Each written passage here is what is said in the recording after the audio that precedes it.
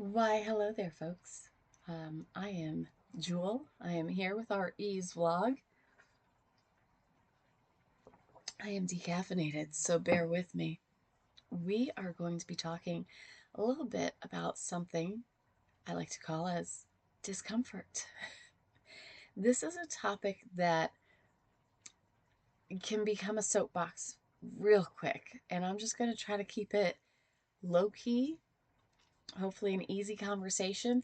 And I hope that it gets you thinking a little bit, but also I hope that you explore the discomfort a little bit. So, like I said, this is all about being uncomfortable, and I don't think people truly understand what kind of discomfort happens. And I'm not talking about for the deaf community, not yet. Maybe we will. I'm talking about for the hearing people. My husband, because of what I do, he's around the deaf community all the time. He has been actively learning sign language for years. Not actively, but off and on for years. And he can see a deaf person, say, hey, and that person will be like, oh, I know you. And so they're like, hey, brr, and my husband will freeze. He is deer in headlights. What is going on? And he just freezes. And it makes it really uncomfortable for everybody involved. And I'm seeing this out in public, not to pick on my husband. We've gone through it. It's fine. Um, and he's gotten better at it. He's gotten less uncomfortable. But for some reason, people get uncomfortable. And I don't quite understand why. I mean, I understand. I do. I understand that it isn't your normal day if somebody comes up and they're speaking a different language and there's a little bit of a pause. But why is it such a big deal? Right? It shouldn't be. And the reason why it becomes a big deal is because people become uncomfortable in the unknown. I spent 20 years doing personal training, and I would tell my clients constantly, if you are comfortable while you're doing it, you're probably not going to see results. And we can accept that, right? Like we can accept that when we are exercising. If we are totally comfortable, we're probably not going to see results. If the weight is too light that we can just keep going, we're probably not going to build muscle. If the run is short and slow and whatever, you're just la di da, what's it helping, right? Like there has to be a strain on our muscles in order for the muscles to improve, including our heart, right? So that's why we do cardio. We don't do cardio to burn fat, lose weight. Never mind. We have to put some sort of strain so that the muscle will become stronger. And then you have to put another strain and it becomes strong. And that's what we do. We build, right? So we understand that being uncomfortable for a short time usually means something better in the end. I see motivational speakers talking about it all the time, right? Be uncomfortable in the unknown. You've got to be uncomfortable to make changes. If this doesn't feel right, right? Like people push it all the time. We see it in the church. Oh, you're a comfortable Christian. You don't do things that take you out of your comfort zone. Go do this for Jesus, right? Be uncomfortable, be okay with uncomfortable. Every part of our lives, we are told that it's okay to be uncomfortable and that growth comes from that discomfort. And yet, we are not okay with being uncomfortable if somebody from the deaf community, full ASL signer, comes in and wants to work with us in the hearing world. All of a sudden, it's like, oh, well, I don't know what I'm doing. And it's just passing them off, passing them off. No, no, no. I don't know sign language, and I'm not going to learn sign language. I don't have time to learn sign language. It's a beautiful language, but I don't have time for it. And then, what do? We speak at them. We yell at them, and then we hand them some paperwork. Here you go. Here you go. Fill this out. Fill this out. Because that paperwork is in English, our first language. Do we have that paperwork already done in a video with an ASL interpreter? So somebody who's deaf comes in, you'd be like, oh, here you go. Watch this video. This will help you understand. And let me know if you have any questions. No, no, we don't do that. Because that would be going an extra step. That would be uncomfortable for us to do too. Because that would also take too much time and effort and money or whatever the issue is. That's the problem we see. You're not okay with being uncomfortable. You could be okay with uncomfortable if it's your workout. You can do it if it's, you know, something for your job that's like, oh, I'm going to get a promotion if I can learn how to do this. And, this is a struggle. You got to struggle. You got to push through. But when it comes to the benefit of somebody else, you're like, mm. Why? Why is this? Why can we not be okay with a little bit of uncomfortableness? That's the struggle that I am having because it's just the stupidest thing I've ever seen. My husband knows he's uncomfortable and he's like, I got to get over it. He says it. I don't have to tell him that. He's like, I don't know why I do this. I don't know why I freeze. I should be able to say something. I agree, you should. Like, he gets it. I'm not saying he's perfect. I'm not saying he's horrible, but he's trying to improve in this uncomfortableness. And that's where the issue is. We have to be okay with this. Like, I'm not comfortable right now, but I'm going to continue on. I'm going to do what's best for you. I'm going to figure it out. We're going to work this out together. As someone who learned American Sign Language as an adult, it's intimidating. I can honestly say that. You're afraid you're going to screw up. You're afraid you're going to say the wrong thing. You're afraid you're going to miss what somebody's saying and completely get a different story. Oh my gosh. I have a friend who is the fastest signer, and I'm like, yo, slow down. My brain is in English. Hold on. I'm not there yet. Like, bring it down a notch, right? A very clear signer, but very fast, right? And the more I'm around it, the better I get. But of course, there are times where if I haven't been signing a lot with people, then when I go to an event, I'm like, oh man, is my brain ready for this? And I'll see somebody come up and my heart gets a little jumpy and I'm like, oh, geez, don't screw up. Don't screw up. Pay attention. You got to pay attention. You got to know. Did you miss that? Like, and you just have to quiet the voices in your head and go, hey, how are you? How's work? And you start. And you might be, there are times where I'm still a little uncomfortable around certain people. I'm like, do they like me? Maybe not. I don't know. Am I signing this wrong? Like what's up? And it could be, sometimes my hands don't always make the right shapes. Sometimes I'm a little sore or tired. I get it. But I still have to put myself in an uncomfortable position. And it has been the best thing for me because that's how I learned the language. That's how I learned it faster than some of my classmates. They weren't, excuse me, they weren't getting out into the community. I was hanging out just for fun. I'm like, hey, you want to come over to the house and have dinner? Like, they're my friends. I am meeting people and they are becoming my friends. That's the best way. And you know what? There are times where it is uncomfortable. And then it's like, I know it's going to be great. We've got to get past this uncomfortableness. We have to, we can have a pause. We can take a, like, okay, okay. And then we have to go back and say, what do I know? What do I know to be true? Okay, this person is signing at me. They are deaf. So I am not going to yell at them. If I speak, I'm going to speak clearly. I'm not going to mumble. I'm not going to cover my mouth. I'm going to speak clearly. I'm not going to overemphasize anything. I'm just going to speak normally, continue on. But I have to know that they're going to miss most of what I say.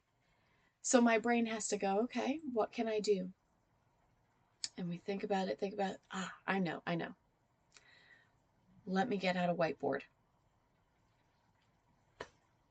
Let me get out a piece of paper. Let me turn on transcription services. Let me turn on a recorder. That's it. That's it. It's so simple. But we don't because we panic. What do I do? You smile. You be welcoming. You talk. You find something. You say, oh, what do I do? If you stop and just kind of like wait,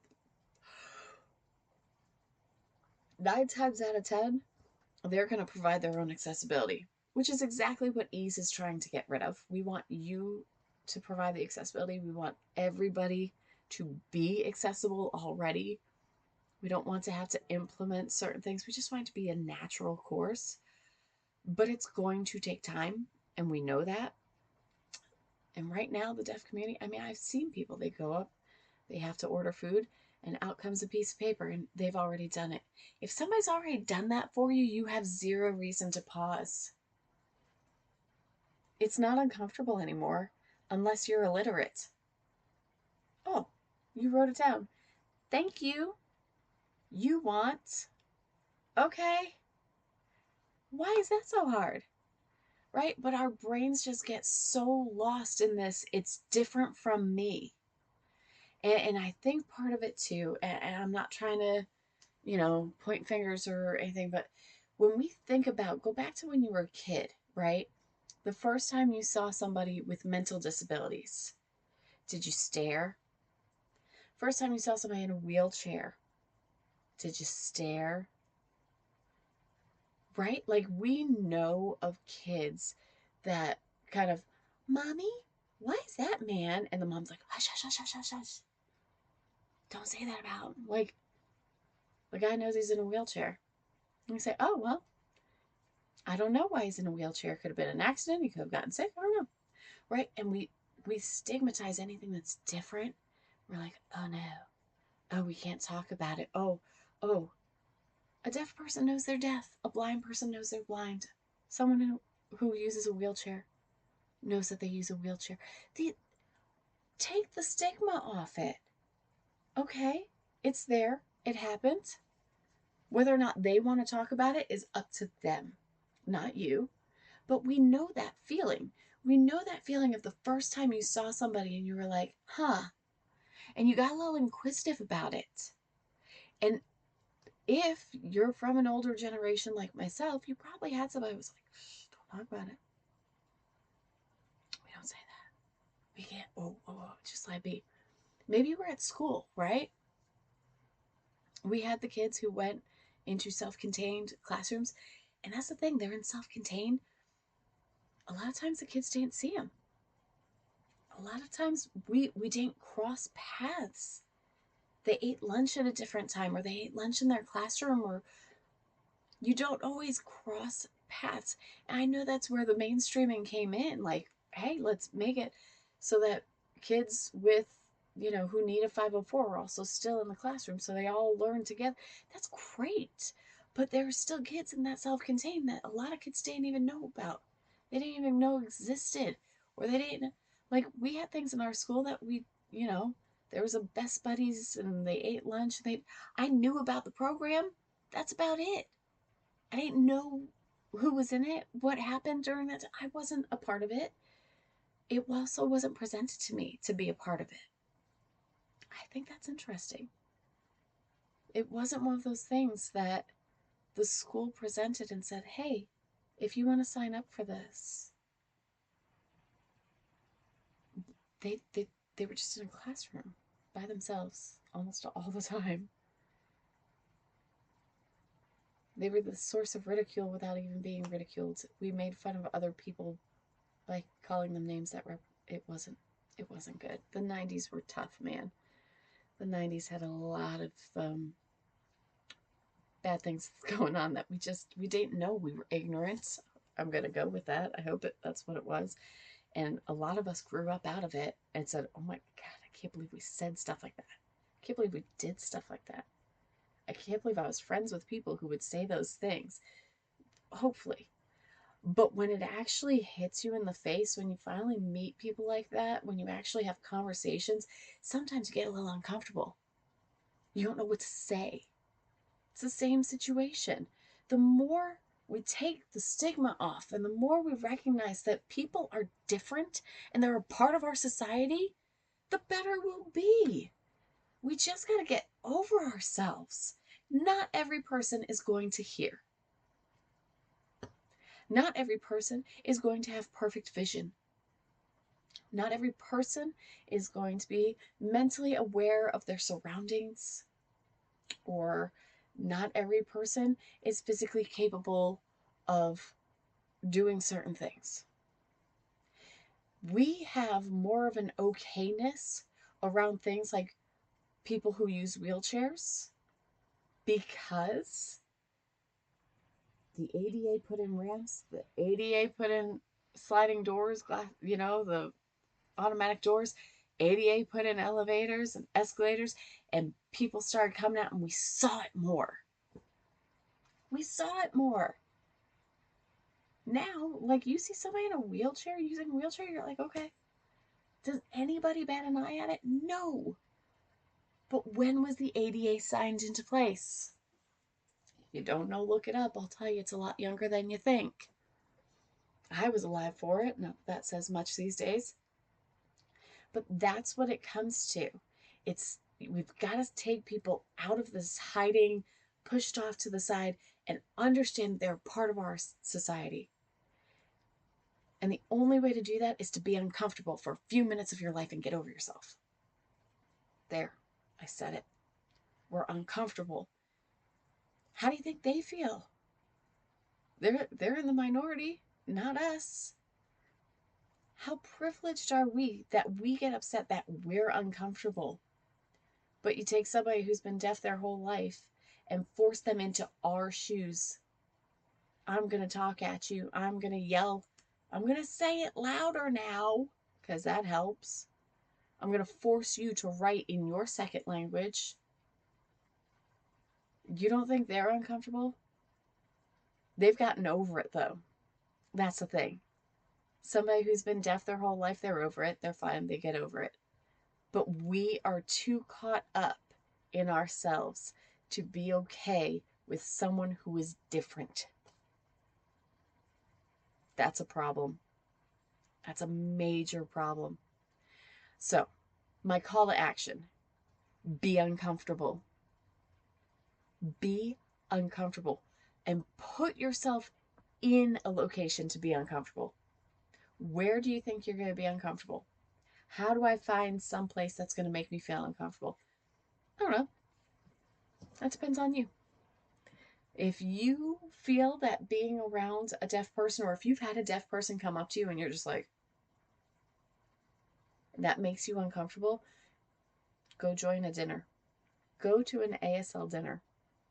Go to an ASL coffee chat meetup. Stick yourself right in the middle and have something to write on available and say, I'm sorry, I don't know sign language, but I wanted to be here because I wanted to meet you. I am horribly uncomfortable because I have no idea what you're saying, but I'm willing to be uncomfortable for you. That's how we see society change. That's what's going to take for growth. We have to stop isolating and pushing aside anybody who's different. We have to start welcoming, but we also have to go to them. We have to go, I didn't stick you over here, but I'm going to go join you over here. It was a generation, 2 generations, 6 generations. In terms of the deaf community, it's been all of history. All of history. If you want that history lesson, I encourage you to Google it. Just Google oppression of the deaf community. History of deaf community. You'll see Aristotle. You'll see Graham Bell. You'll see the Roman Empire. You'll see it all. You'll see it all. Go see. They have been pushed aside for as long as the written word has been. You want uncomfortable? That's uncomfortable. That's uncomfortable. So go see where they're hanging out. Go be a part of it. Go join it and be uncomfortable. And you know what? By the time you leave, you won't be uncomfortable anymore. The first 5 minutes are going to be awkward. Going to be really, really awkward.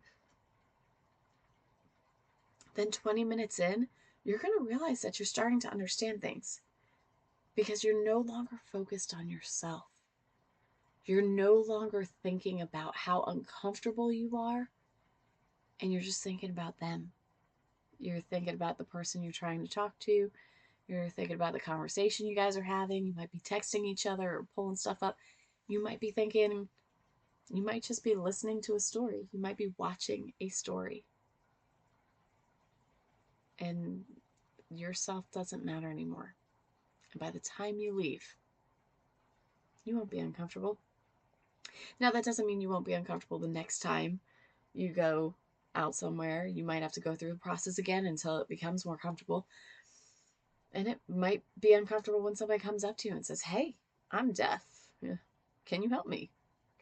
Do you know sign?" And you'd be like, "No, sorry." "Hey."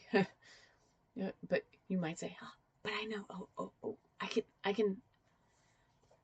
You don't know. You be a bank teller and somebody's like, "Hey, I'm deaf. What are you going to present to them?" "No, no problem." Right? You might be uncomfortable, but it'll get less and less and less. But the effort has to be there. Be okay with uncomfortable and be the change that you want to see. Have a great day.